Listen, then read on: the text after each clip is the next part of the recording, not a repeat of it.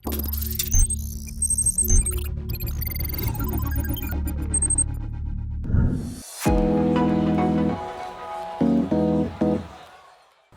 one of the most anticipated, much awaited cars this year, the Mahindra XUV700. We finally seen the car and Mahindra has been kind enough to even tell us prices of some variants of the vehicle. Joining us to talk more about the vehicle and a lot more and this brilliant place where we're in right now is Mr. Vijay Nakra. He is the CEO of Automotive Division at M&M Limited.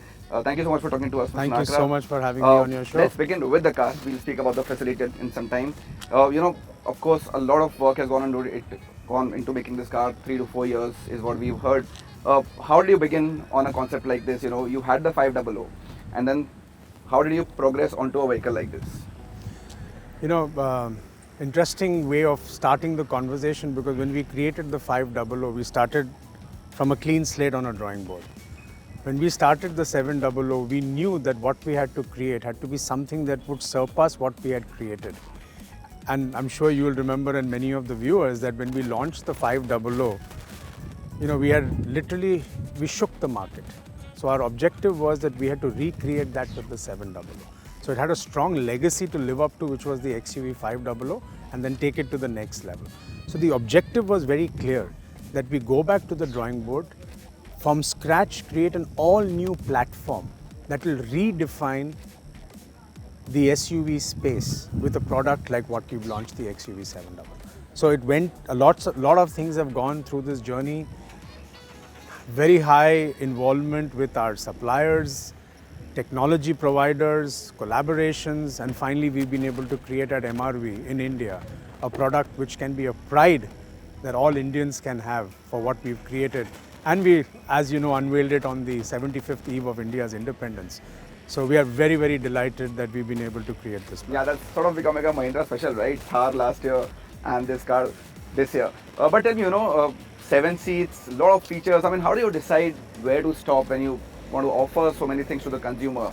There has to be some point where you think, this is important and this is not. So how do you arrive at that decision? It's always a question of trade-offs that one needs to look at, as you rightly said. But I think what's most important is to look at, when you want to recreate a category, how do you bring in things which a consumer normally would not ask for? So, you typically go and talk to a customer and you ask the customer, what do you want in the vehicle? The customer can give you directions. They cannot be very specific.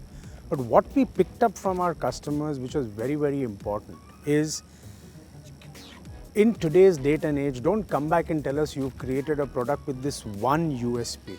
Okay. Because the needs are so varying. They want a combination of things. They want technology and remain connected. At the same time, family members want safety. The person who drives the vehicle wants power on the tap. Somebody else in the family says that, look, I want a vehicle that looks outstanding and has got an unmissable presence.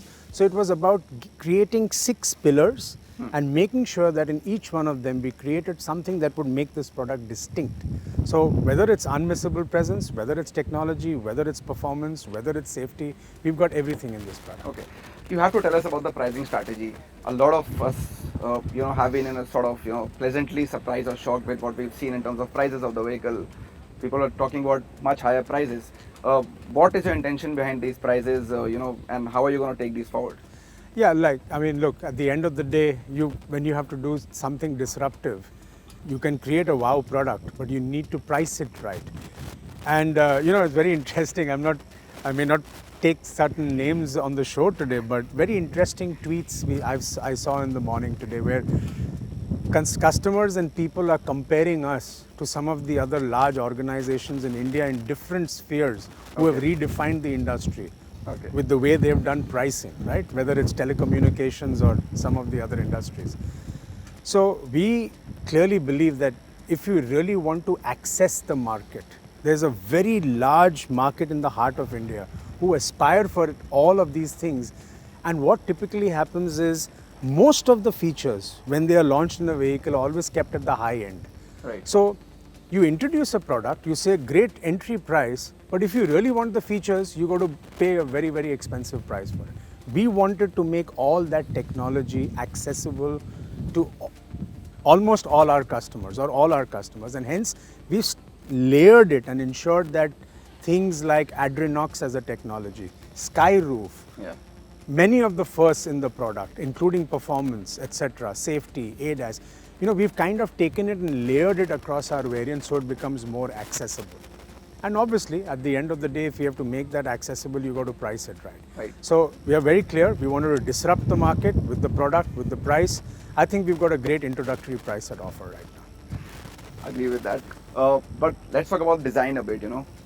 Mahindra traditionally, SUVs of course have been your forte, but it's also been about being muscular, rugged-looking cars. Now this one is a clear departure. Looks more sophisticated, looks more modern, premium.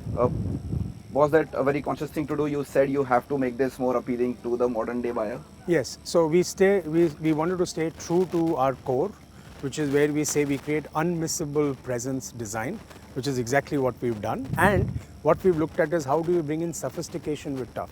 You've seen that in the Thar when we recreated an all-new Thar. Yes. Right? We totally took the design to the next level, which was a combination of tough yet sophisticated. What XUV700 is sophistication with the toughness of what Mahindra always stood for built into the vehicle. That's the philosophy that's gone into the design. Okay, and briefly about the logo, a lot of talk around the logo. We've heard how, the story behind it, but, what's your take on it? Why was this required to be done? And the XUV700 is the first car to get it, so why this car? We've been talking about the transformation of the Mahindra SUV business now for the last 14 to 16 months. And over this period of time, we've said we want to be true to our core, we want to expand our core, create products with unmissable presence, adventure-ready, authentic SUVs.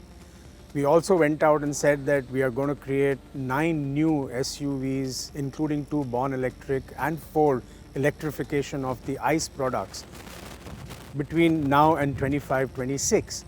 All of this then needs to come together as a strategy and a whole which depicts that transformation. Right. And hence we thought it was an opportune time, again, our 75 years on the eve of independence, a good time to tie that strategy with a new visual identity. And that's why we launched the new visual identity, what we call the Twin Peaks. Twin Peaks. They still represent freedom, they represent what our brand stands for, which is explore the impossible. And yes, 700 will be the first product, but in the next 6 months, the new visual identity will come across all our products, including all our dealerships and service stations. So let's talk about this facility that we've come to here, this SUV proving track. Tell us the idea behind this, coming up with a huge facility like this. Of course, you must have spent a lot of money in building this up. But why did you want to do this?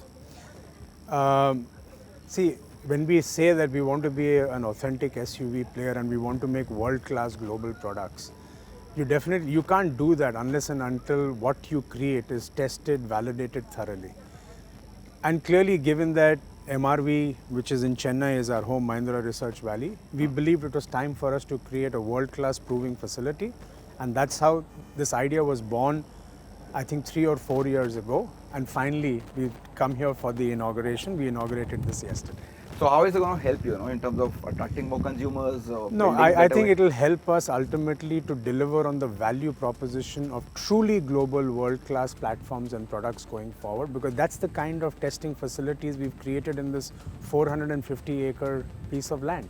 Everything that is required to create global standard products can be done in these proving grounds, and that's the objective for us. Okay. Just a couple of final questions. Everybody is also now comparing the 700 to the 500, especially to the prices, because right now, as we stand, the 500 is more expensive than the 700, at least the starting price. So what's the future of that particular vehicle? What's the company planning with that? 500 is a very integral brand in our portfolio. For now, we've stopped production of 500 and we've created the XUV700. There will be a future for 500 and we'll talk about it when that time is right. All right, Vijay. Thank you so much for your time. It was great talking to you, and all the best with the 700. Thank you so much. Thank you.